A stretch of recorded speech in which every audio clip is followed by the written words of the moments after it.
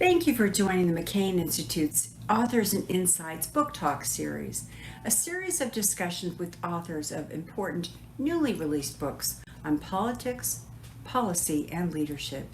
My husband fought his whole life to promote character-driven leadership, and it's vitally important today to carry that legacy forward by any means necessary. Today's installment will feature Jean Becker, former Chief of Staff for President George H.W. Bush, to talk about her book, The Man I Knew, The Amazing Story of George H.W. Bush's Post-Presidency, with White House Correspondent for Gray Television and McCain Institute Media Fellow John Decker. This conversation will be a behind-the-scenes look at a post-presidency life of one of the most revered presidents of our time. Thank you, Jean, for joining us today, and we hope everyone enjoys what we know will be a very interesting conversation.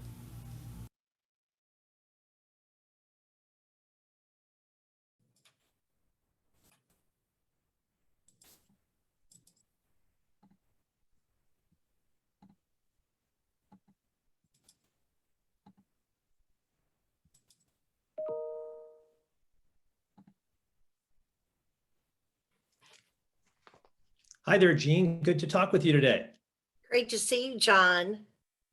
From It's so nice very wet and windy Houston, but the hurricane has passed.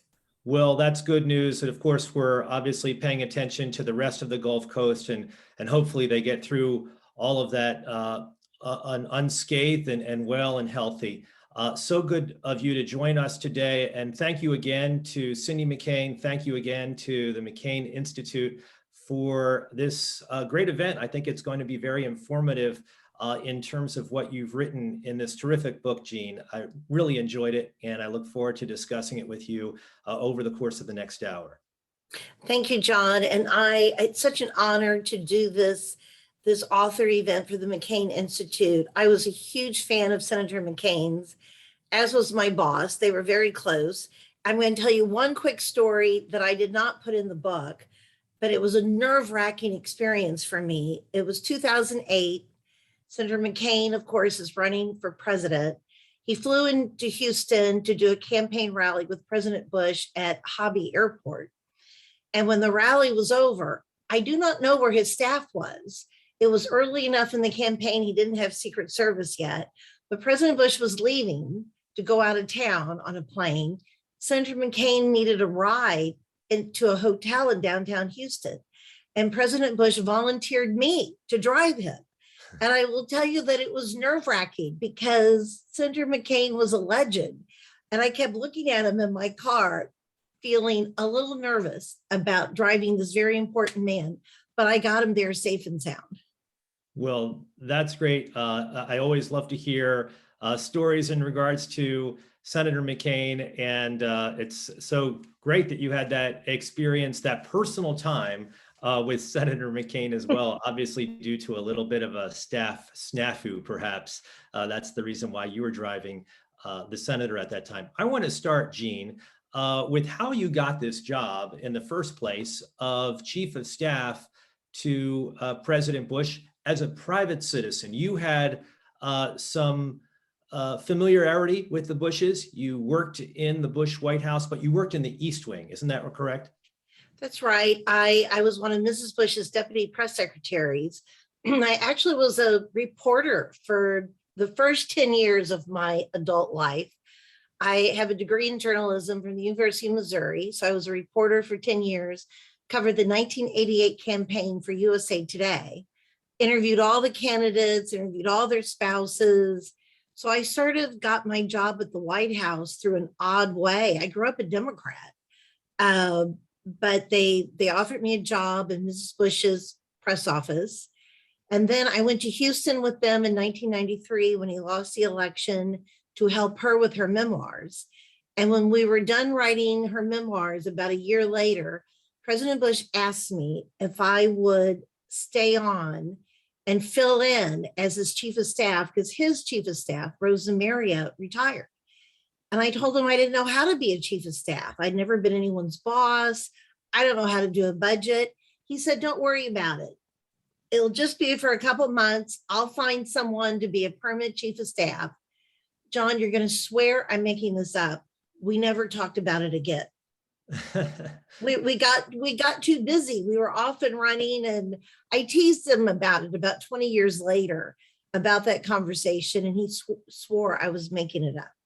Well, you obviously built up such trust with President Bush and Mrs. Bush over the years, so it's understandable that you're a difficult person to replace. You know, it's difficult to find individuals that are competent and loyal, and you obviously fit that bill, Gene.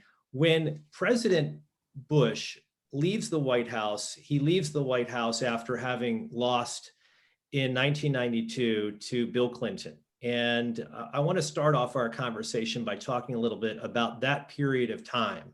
I can only imagine what it must be like for a president to have lost an election, to be rejected by voters after running for re-election. And that's exactly what President George H.W. Bush was going through at the time. What were the emotions that he was going through at the time, Gene? And ultimately, how did he get past what I imagine was a bit of remorse and melancholy? That's a great question, John. And it's the whole first chapter of the book, actually. And I was an observer during this period. I really did not know him well at all because I'd been in the East Wing during the White House years. But when I went to Houston, there was no place for me in the office.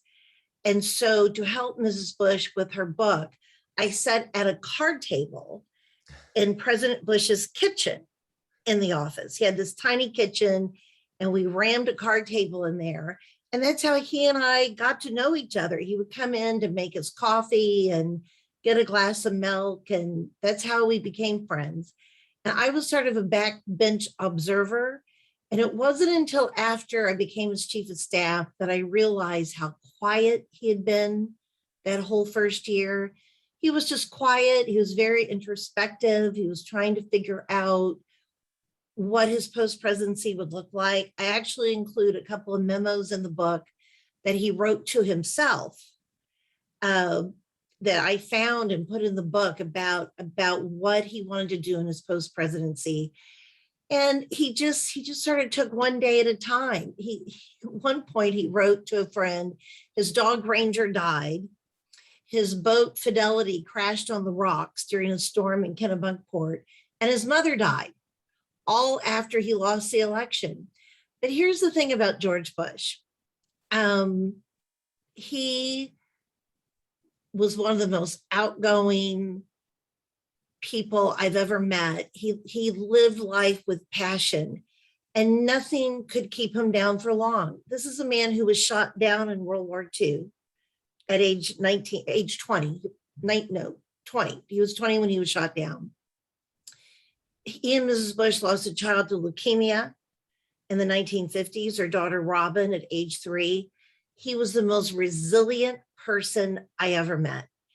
And what he did after the election, what he always did throughout his life, he stopped, he took a deep breath, and then he hit the ground running, and we were off and running. He was amazing. So he ultimately gets past this defeat.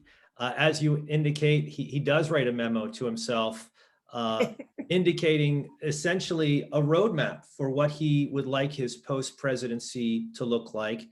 And he followed that roadmap. One element to sort of the bullet points that he put forward in that memo was focusing on philanthropy. Talk a little bit about his efforts immediately upon this focus as a private citizen on philanthropy and the types of issues and causes that he raised money for. This was the man who, after all, founded the Points of Light Foundation, which is still alive and well today. He really believed that, one of his favorite quotes was, any definition of a successful life has to include service to others. And he not only talked the talk, he walked the walk.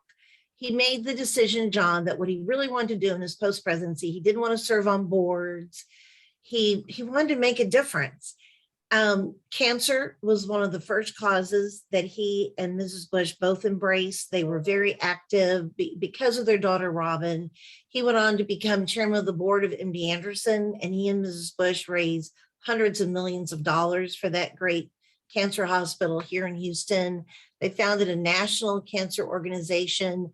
He was very active with Points of Light. He wanted to encourage everyone to make a difference, to volunteer, very hands-on once it opened with the George Bush School of Government and Public Service at Texas A&M. He loved to drop in on the classes and teach a class or just talk to the students.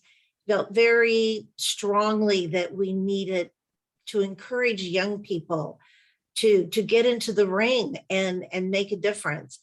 And then, of course, down the road, and I don't know if you want to talk about this now or later, there was his friendship with Bill Clinton and all the money they raised for disaster relief in this country. Well, actually, that's a good segue, Jean. Let's talk a little bit about Bill Clinton. Bill Clinton is, of course, the 42nd president of the United States.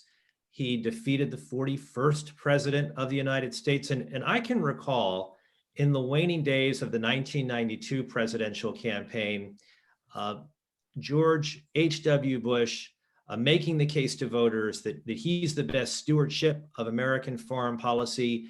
And out on the campaign trail, he says this line, Jean, he says, my dog Millie knows more about foreign policy than these two bozos, referring to Bill Clinton and Al Gore.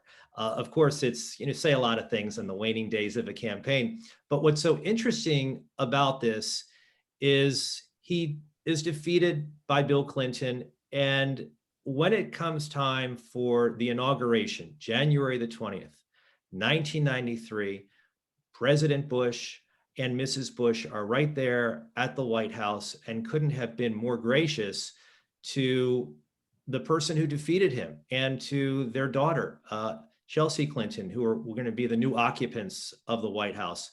Explain how you go from, calling someone a bozo to being so gracious and then working with that individual as often as they did over the course of the years, raising money for individuals and communities that were so impacted by natural disasters. John, of course, 1992 was devastating for President Bush. And there was no love lost for Bill Clinton. It hurt him deeply. I remember years later, a friend of theirs had gotten fired from his job.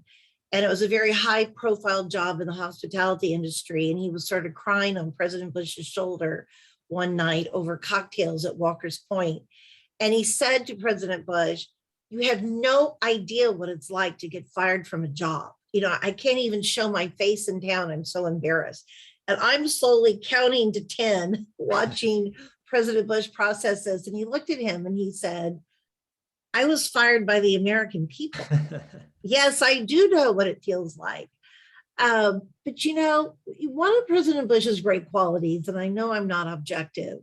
Well, first of all, let's go back to January 20th, 1993. He very famously left a note in the desk in the Oval Office for the incoming president, in which he wished him well and told him, "You are now my president, and I'm going to stay out of your way." President Bush did that because he knew it was what was best for the country. He knew how to be a good loser. President Bush was, I know I'm not objective, but he was just a class act. But it didn't mean they were best friends. What happened is President Bush's son, the 43rd president, played matchmaker when a horrific tsunami hit South Asia, Christmas Day, 2004. And he asked his dad and President Clinton, who was then out of office, of course, to raise money to help the people in South Asia, one of the worst natural disasters in the history of the world. And they agreed. And they went to South Asia together in February of 2005 to visit all the countries. And they left on that trip, John, as colleagues on a mission. They came home best friends. And President Bush, he had this one of the things I envied about him, I'm not always good at this. He was able to find the best in everybody. Sometimes he would scold Mrs. Bush and me because we would be gossiping about someone or saying, sort of negative things about someone. And he would stop us and say, oh, come on, they're not that bad. He could find the good in everybody. And in Bill Clinton, he found someone whose company he enjoyed. I think President Clinton also has a servant's heart. And the two of them raised hundreds of millions of dollars for disaster relief in this country. It was a friendship that was very good for this country and the good that it did. And what a great example. They didn't agree on anything politically, but that didn't matter. They agreed on making a difference.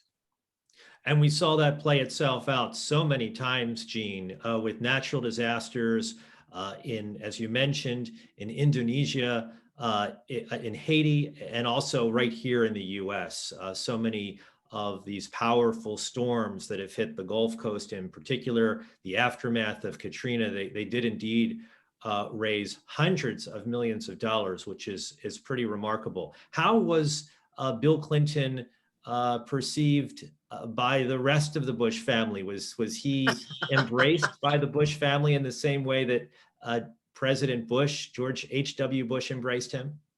Eventually, yes. President Clinton would come to Maine every summer to visit. After a while, the 5 Bush kids, I feel sort of funny calling them kids, right, but they started calling him their brother by another mother. And, President Bush, sometimes his friends and family members would give him a little bit of a hard time about his friendship with the man who defeated him. And he said this in front of President Clinton once, and President Clinton loved this. President Bush said to a friend one time who was giving him a hard time about being friends with Bill Clinton, for God's sakes. And President Bush said, hey, I'm old. I ran out of things to say 5 years ago. When I'm with Bill, I don't ever have to worry about that because he does all the talking. They were just very comfortable with each other. And President Clinton came, the last time he saw him was the summer of 2018. And he could tell President Bush would die in November of 2018. And President Clinton could tell that he was slipping away. And I walked him to the car after they had lunch and had a nice visit. And he just started weeping. He just collapsed. And he made me promise that I would call him so he could come one last time when I thought the end was near. And I didn't make that call, John, because they had such a great visit that day. I wanted President Clinton to have that as his memory. They were close. Barbara Bush would tell you that her husband was the father Bill Clinton ever had. And I think that might be true. Yeah, it seemed like it. There's one episode that you write about in the book in which Bill Clinton, I think everybody knows this about him, even from afar, even if you didn't cover him like I did when he was president, but he likes to talk. He likes to schmooze. He likes to sort of hang on and talk to people at campaign events, at even events in which there's money being raised for a very worthy cause. And there's one incident that you talk about in which his schmoozing, so to speak, Jean, was holding up the rest of their trip, and the President Bush really urged him to keep it moving. Can you talk a little bit about that? That was our trip to South Asia after the tsunami. And so he ran late, he talked a lot. President Clinton liked to visit with everybody. He's a very outgoing person. But the president of Sri Lanka, a prime minister, I think, had hosted a dinner for the two of them that night and thanking them for coming to Sri Lanka and helping to raise money. And the dinner was over. We had a huge schedule the next day, and President Bush was ready to go. And he felt quite certain the prime minister of Sri Lanka was probably ready to go to bed. And President Clinton doesn't want to go home. He's talking. So I told his staff, I think you need to pull President Clinton out. It's time for us to go. And they said, oh, no. We don't ever pull him out of events. He decides when it's time to leave. So I report back to President Bush and he said, I'll take care of this. And he waited through the crowd. tapped President Clinton on the shoulder and said, "Bill, it's time to go." And President Clinton said, "Yes, sir." And that's sort of how it worked the entire trip. We were meeting with two men who had devised some water purification system. They had waited for us for hours on the side of the road to show them their purification system. And President Clinton starts talking about a purification system that he'd seen in Africa one time. And President Bush said, "Bill, they've been here waiting for us for hours. Let them talk." And he said, "Yes, sir." But here's the flip side of that, John. We did not know then that President Bush was in the early stages of Parkinson's disease. Those of us around him knew that he was getting wobbly on his feet. He was noticeably more frail. We're a little worried about him, but he was still mobile. Right. And so, because on trips like that, the staff needs to stay out of the photo, of course, whenever possible. So I put a bug in President Clinton's ear to keep an eye out for him. And I said, he's older and he's a little wobbly. Could you please, help him down the stairs of the plane? He may need help getting in and out of chairs and up and down. Like, we went out to an aircraft carrier, which was difficult to navigate. And President Clinton was so protective of him, John. So it worked both ways here. President Clinton always waited for him, always made sure that he was, okay coming down the stairs. So it was an interesting relationship that developed on that trip. Like I said, they came home best friends. Let's talk a little bit about politics, Jean. A few years after President Bush leaves the White House, his two sons enter the world of politics. Both sons at the same time are running for governor, one for the state of Texas, one for the state of Florida, Jeb and George W. What was his involvement in those campaigns? Is he a typical nervous father? Is he engaged in campaign strategy? Did he sort of take an arm's chair length distance, keep an arm's chair length distance away from the campaigns? How did he respond to the two ongoing campaigns of his sons?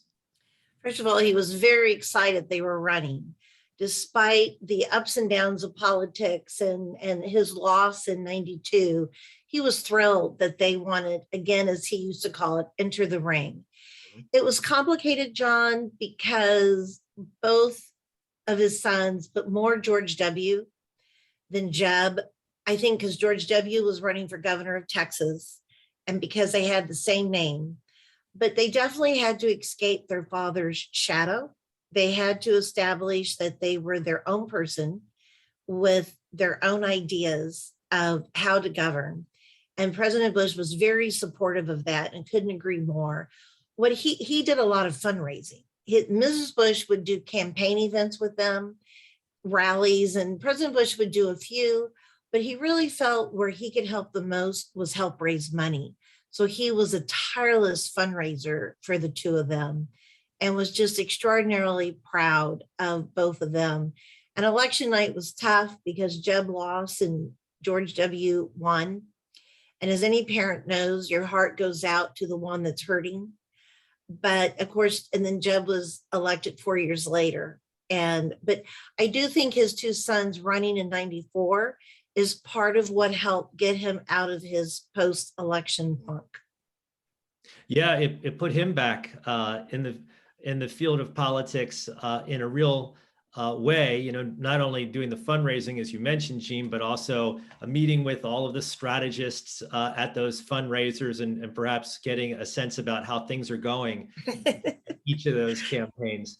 Yeah, go ahead.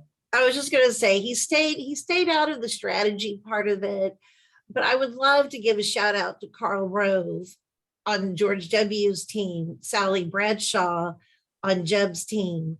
They both were just terrific about calling President Bush and keeping him in the loop. If Karl was in Houston, he would come to the office or come over to the house and have charts and graphs, and they were both terrific about keeping him in the loop. And he was very proud of both of them as well, because they both had worked for him at one time. I was very fortunate, Gene, to interview former President George W. Bush about the lessons he learned from his father. Spent an hour's amount of time with him, and the takeaway I got from that conversation was how much he just revered his father, just revered everything about him, his background, the way he approached life, the way he approached politics. And that was just so evident to me. Give me a sense about George H.W. Bush, the father, post-presidency, and the way that he kept up with family. Obviously we know about how the family would gather at holidays and certainly at Walker's Point up in Kennebunkport. But what else is it that we don't know about that relationship that George H.W. Bush had with his sons and his daughter? One of the things, John, we talked about the list, the memo that President Bush wrote to himself, in which talking about his post-presidency. And one of the things he put in that memo was, I want to get into the grandfather business. I want to spend time with my grandkids. And he was an amazing grandfather. And Walker's Point was the place in the summer where they all gathered. But he also, throughout the year, and they would spend Christmas together, but he would write them emails and letters, and all those grandkids and his 5 children have an amazing collection of letters that their dad and their grandfather wrote them over the years. As he would end a lot of the letters with, I'm here if you need me. If you need me, I'm here. And his pride in them knew no bounds, and they revered him. You're absolutely right. It's a close-knit family. I will tell you that election years were my least favorite years of being his chief of staff, because he was a wreck in 94 and 98, 2000, 2004. Oh gosh, I hated election years. He would just sit in my office and just worry about everything. And I would say, please turn off TV. Please quit watching the news. But he couldn't do that. I remember Labor Day 2000, I think it was about 40 degrees in Kennebunkport.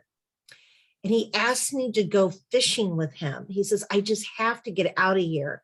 I have to go fishing.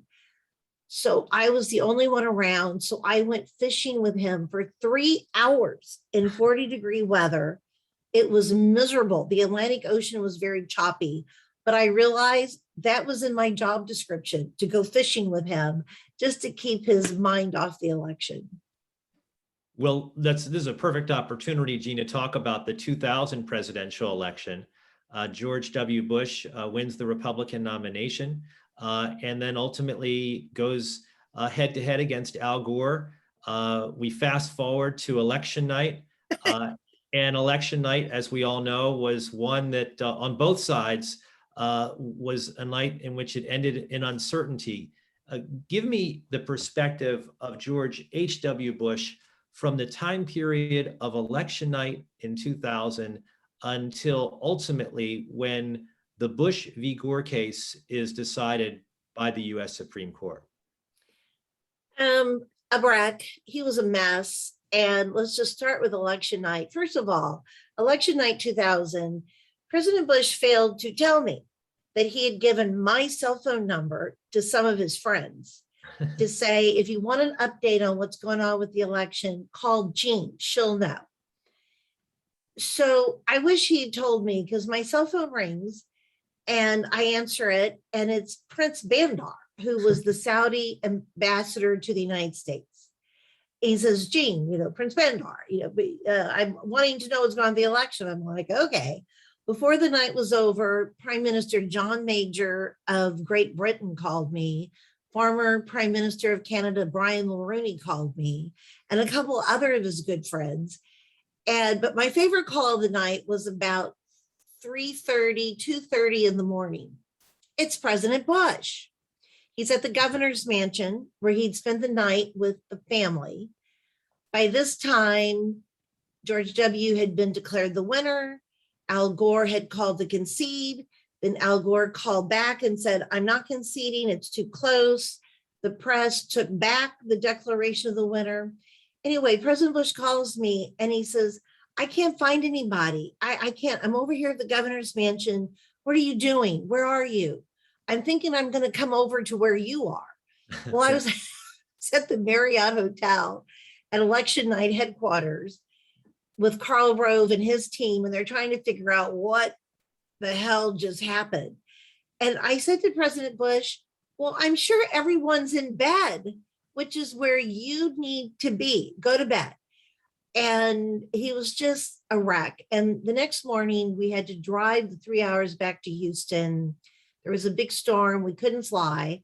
And my plan was to sit in the back of the Secret Service car and sleep the entire way.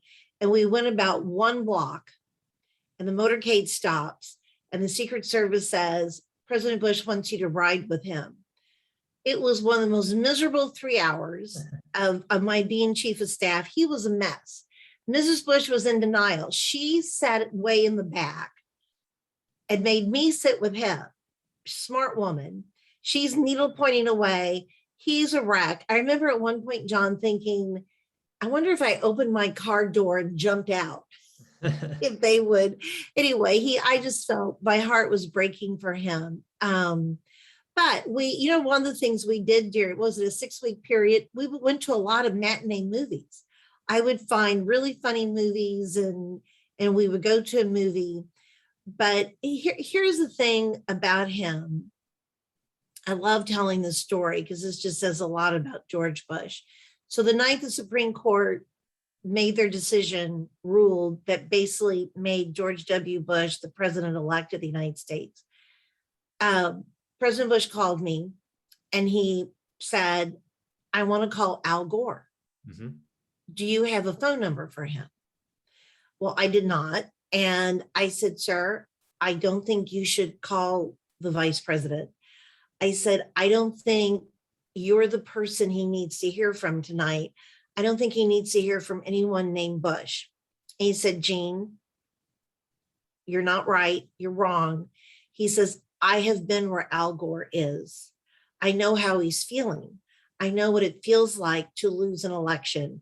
I just want to call and congratulate him on the speech he gave to the country. President Bush thought his concession speech was gracious and that he said all the things he should have said to help the country heal and come together. And I said, well, okay. I still wasn't sure he was right, but I said, we'll have to go through the White House switchboard and that's the best way to reach the vice president.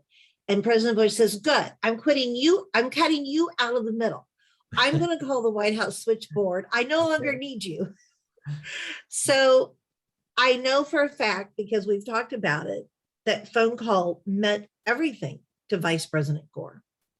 He actually leaked the call to the New York Times eventually. He just couldn't believe that the father of the incoming president and that the father of the man he fought this bitter battle with was calling to say, I know how you feel. But that just sort of says everything about George Herbert Walker Bush. Let's jump ahead, Jean, to Inauguration Day for George W. Bush in 2001. And what was it like to, not just as an individual who served as president of the United States, but for the father of the new president of the United States? Obviously a great sense of pride. But this is a very unusual thing. It's only happened one other time in our nation's history. I think the best word would be surreal. Mm-hmm. And President Bush, I should say 41. At this point, we started calling them 41 and 43. Right. The complication began that day, that very day. President Bush tells the story. It's after the parade. It was a cold, wet, rainy day in DC. He is soaking in a hot bathtub in the White House. And a butler knocks on the door and says, Mr. President, the president wants you in the Oval Office. So he hurries up and gets dressed and rushes down to the Oval Office. And the new president just wanted his dad to be part of this moment.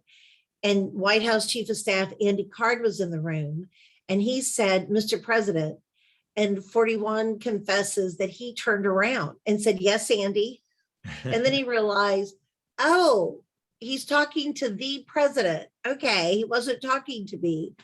It was surreal. And a picture from that moment, a picture taken in the Oval Office that day, was one of the pictures President Bush kept on his desk of his son sitting at the desk in the Oval Office, and President Bush 41 is standing next to it.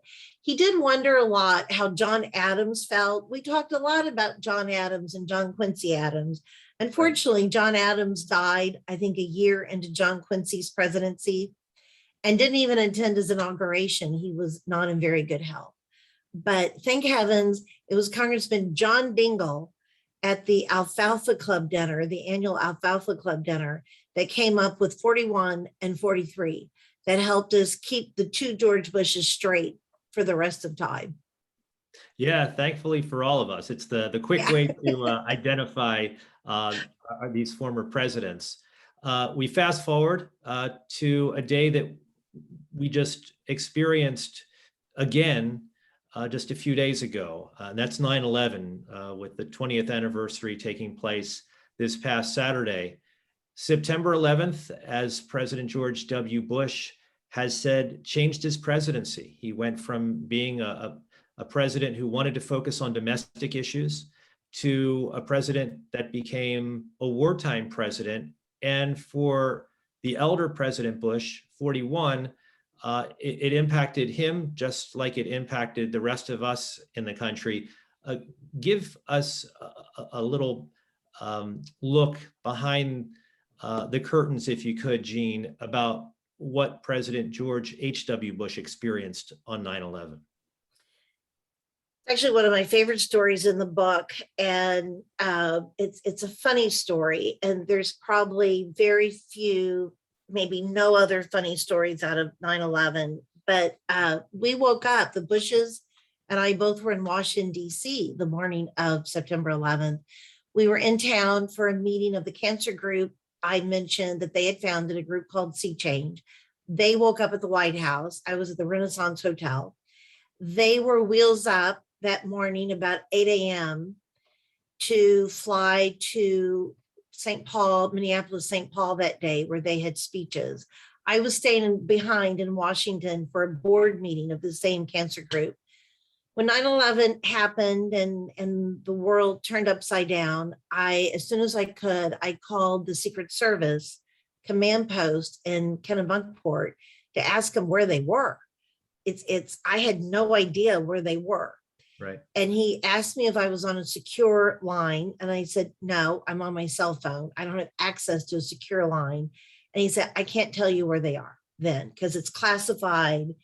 All the presidents had been, there was concern that maybe all the presidents were targets when no one knew what was going on.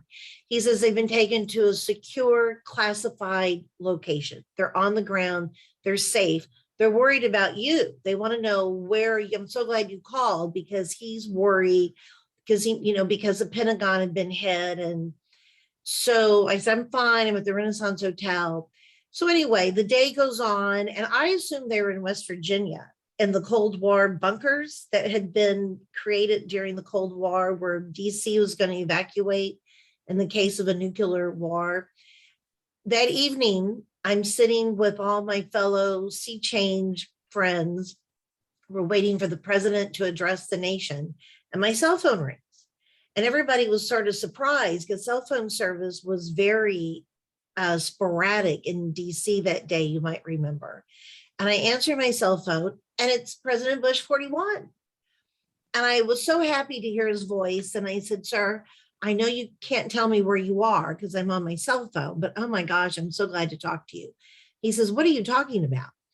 I said, well, the Secret Service said you were in a secure classified location. They were at the Hampton Inn outside Milwaukee, Wisconsin, John. That's where their plane had been grounded in Milwaukee. Yeah. President Bush said they were swarmed as soon as they landed, taken to the Hampton Inn. And I said, the Hampton Inn. And he said, Jean, Barr and I feel very safe here. If terrorists are looking for us, they're not going to look at the Hampton Inn in Milwaukee, Wisconsin. He went on to tell me that they'd been watching TV all day. He'd talked to his son twice. He said that he was very proud of him, that he says the president is calm. He knows what he needs to do. He just was very proud of him. But he said a little while earlier, he and Mrs. Bush realized they literally had not eaten a thing all day. So they walked across the street and had dinner at an Outback Steakhouse. Now, John, can you imagine 9/11? Yeah. You're in a state of shock. You're having dinner with Outback Steakhouse with friends and family, and in walks George and Barbara Bush. President Bush said, you know, Jean, I think people were surprised to see us there. Yeah. And I'm like, yeah, I'm sure. But that's what they did on 9/11. They got to fly home the next day. They got a military escort to fly home the next day.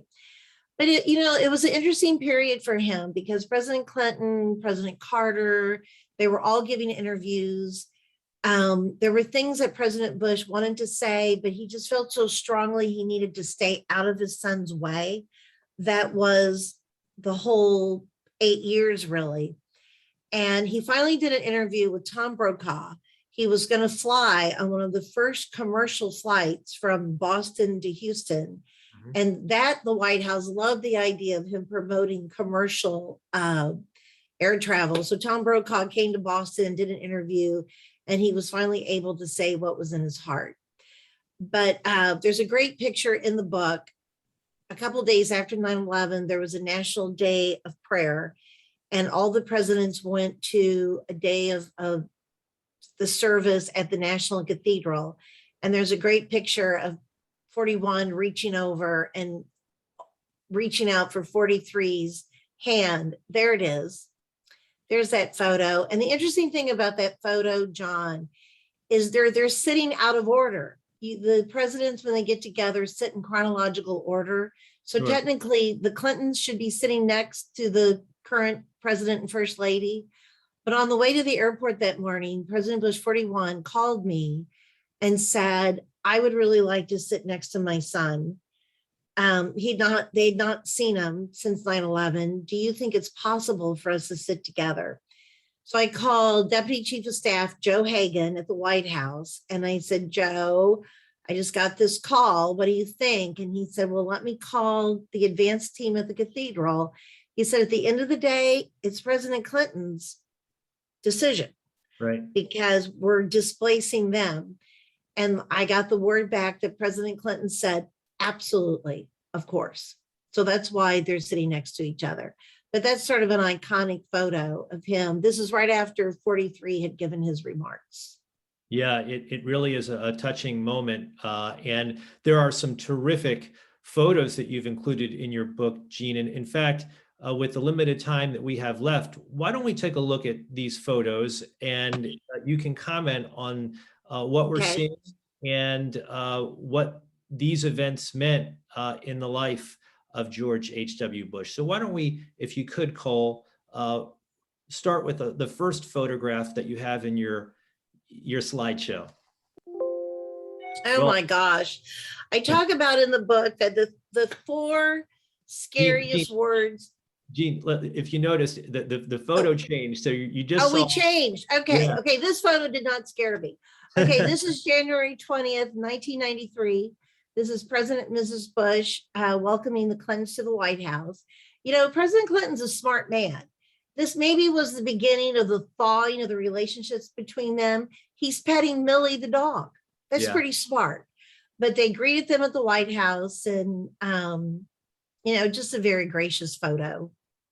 Let's go to the next one, Cole. There's so that one. President Bush would show up he was an early morning person. He would get to the office at 7 a.m. every day. He would have read 4 newspapers. He would have had almost a pot of coffee. He would walk in and say, Jean, I have an idea. That's the name of a whole chapter in the book. I mean, the man never quit thinking of ideas. He was such a big idea person. I'll never forget the day he announced to me that he decided he was going to start jumping out of airplanes. He says, I need to parachute. I need a do-over. The only time he'd ever parachuted was World War II. He said it was not a clean parachute. He'd hit his head on the wing going out. And he says, I need to parachute in peacetime.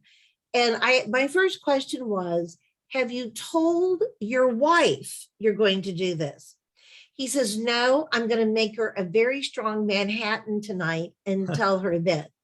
He parachuted 8 times in his post-presidency. The last time he parachuted was on the grounds of St. Anne's, their church in Maine. It was his 90th birthday. Wow. He had Parkinson's. Yeah. But he parachuted. He was tied to another, it was a double jump. I can't remember what you call it, but he did not jump by himself. But I'll never forget, Mrs. Bush was not happy. And she said to him, well, you know what? If this jump goes wrong, we'll just carry you in the church and have your funeral right there and I'll be done with you. That's too funny. And let's not forget that these jumps were always tied to some sort of fundraising effort. It wasn't just out of glory. He was doing this to raise funds for the many organizations that he was affiliated with over the years in his post-presidency. Thank you. Thank you for bringing that up. I mean, for his 80th birthday alone, he raised $56 million. That's unbelievable. And this is not, I think this is his very first jump. But yeah, he raised a lot of money for cancer and other causes through his jumps. Let's go to the next one, Cole. Well, we've seen this one, and let's do this one right here. You know, it's important to keep in mind that George H.W. Bush, 41, had such an expansive Rolodex. And even though he was now a private citizen, he kept up in his life with his former counterparts from around the world. And this dinner clearly is an indication of that. You know, he had the most interesting group of friends. This is his 80th birthday. And we had casually invited he counted his friends. We have Mikhail Gorbachev. Sitting next to him is Carlos Salinas next is one of the prime ministers of Israel. Oh my gosh, his name escapes me. Darn it. Peres. Thank you, Shimon Peres. I attended his funeral with President Obama, so I know that quite well. Oh, good. I hate that I couldn't think of his name. Next is Carlos Salinas. That's Milo Maroney, John Major of Great Britain. Next, on the other side of Mrs. Bush is Gorbachev's interpreter, Pavel, and Brian Mulroney. And the woman is Salinas's wife. They all came to his birthday. And, you know, it's one of those things, John, where we just invited them like we invited their next door neighbor. Right. We invited their friends and they all came. So President Bush hosted a lunch the event was at night, hosted a lunch for his head of state friends. And wouldn't you love to know the gossip at that table? I was not invited to lunch, darn. But quickly, I'll tell this quickly. President Gorbachev was going to be part of the program. And the event got so big, we had to have it at Minute Maid Park where the Astros played baseball. And there's something like 20,000 people there. And President Bush and President Gorbachev are in the Astros locker room drinking vodka shots. And it's time for the program to begin. And the producer and everyone is like, Gene, you need to get them, you know, coming out. So the president was there, the president of the United States. And I said, that would be 43. I said, Mr. President, could you tell your dad to quit drinking vodka shots with Gorbachev? And the most powerful man in the world looked at me and said, Becker, that's not my job. That's your job. So I went over and I said, Mr. President, it's time to go out. You need to quit drinking vodka shots. And Gorbachev, like, blah, blah, blah, blah, blah. And I asked Pavel what he said. And Pavel said, he basically just told you to shut up. That's too funny. I'm oddly proud of that. I would imagine it's not too often that you have a former world leader telling you to keep quiet, mind your own business. Yes. Too funny. You know, we only have about 10 minutes left. So why don't we try to quickly go through the rest of these photos? And we chose these photos out of the many that are in your book because I thought that they were the most interesting and have great stories attached to them. We, of course, spoke about 41 and Bill Clinton. This is in Indonesia, the first time that they did one of these fundraising events. Let's go to the next one, Cole. This is on the beach of Galveston. This is after Hurricane Ida. And, after the tsunami and then Hurricane Katrina, they just started doing, they didn't even have to be asked. They would just, after Ida, President Bush, not Ida, that was just a couple of weeks ago. I'll think of it. This is another Ike. This is Hurricane Ike. This is Hurricane Ike. And President Bush called President Clinton and said, Bill, Ike has just come ashore in Galveston, Texas. We need to go to work. And then he called the White House, called his son, and said, George W., I've called Bill. We're all signed up. There will be a Bush Clinton Ike fund. So this is you see Secretary Baker there. He was part of this group raising money. This is a timely photo because of Hurricane Nicholas that came ashore last night. But they raised a lot of money for Hurricane Ike relief. Yeah, in fact, the next photo that we're going to see is George H.W. Bush and a very famous actor, George Clooney. And in fact, this is the first time they met. This is the first time they met, and I know time is short, so people are going to have to read the book. But President Bush, we raised $2 million for a little bitty town called Cameron, Louisiana. They'd lost their hospital during Hurricane Rita, which had come through right after Katrina. And because we're raising money and they wanted us to help them rebuild their emergency room. So President Bush, we raised $2 million. He's going to take the check. It's a week before Christmas. We're going to break ground. The high school marching band is coming. Well, he and Mrs. Bush are watching reruns of the TV show ER every night on TNT. And he says, I really like that young guy who's on ER. His name is George Clooney. We had a big fight about it. I said, George Clooney's now a big movie star. He is not coming to Cameron, Louisiana. You don't know him. I don't have his phone number. This is never going to happen. There you go. And you made it happen. And of course, the fact that George H.W. Bush was asking George Clooney, that of course made it happen. Let's go to the next one, if we could also, Cole. Let me just do if I could, Jean, there are so many institutions and foundations named after George H.W. Bush, including the CIA building in Langley, Virginia. This is something that he was very proud of, the fact that the Bush School for Public Service is named for him. Why don't you talk a little bit about what we're seeing right here? This is him. This is a Bush School class at Texas A&M. Sometimes he was an invited lecturer. Sometimes he would just drop in. And here he is talking to, this was a particular day where he was talking to them about how the National Security Council works. Right. He was so proud of these students. We're very proud of the school. It has a great track record of a lot of the graduates have gone into foreign service. There's a lot of them at the CIA.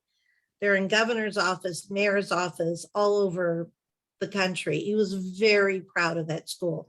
He hated the word legacy, but I even think on some level, he knew that school was a big part of his legacy. Let's go to the next one, Cole. Oh. So that is the son, the 3-year-old son of a Secret Service agent who was on President Bush's detail. He was diagnosed with leukemia. He was undergoing pretty tough chemo regimen. He lost all his hair. So his father, John, shaved his head to support his son, to say, look, bald is okay. Right. Then President Bush's entire Secret Service detail shaved their head to support their colleague. And then President Bush shaved his head to support all of them. He did not tell his wife. For some reason, she blamed me for her husband going bald.